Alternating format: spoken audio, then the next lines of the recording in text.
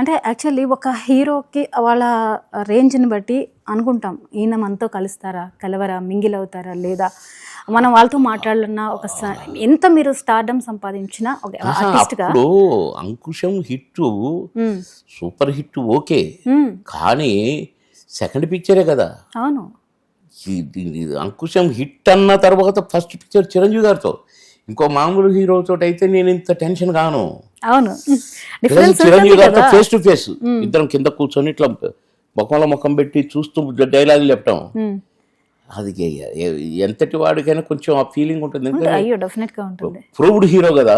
ఇప్పుడు నన్ను మెచ్చుకున్నాక ఇక నాకు ఎంత సంతోషమైందంటే, ఫస్ట్ టైం ఏమో షూటింగ్లో చూశాను,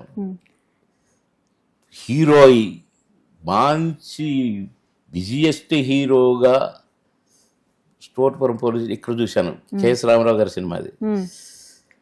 అబ్బా నా జన్మ ధన్యంరా అనుకున్నాను.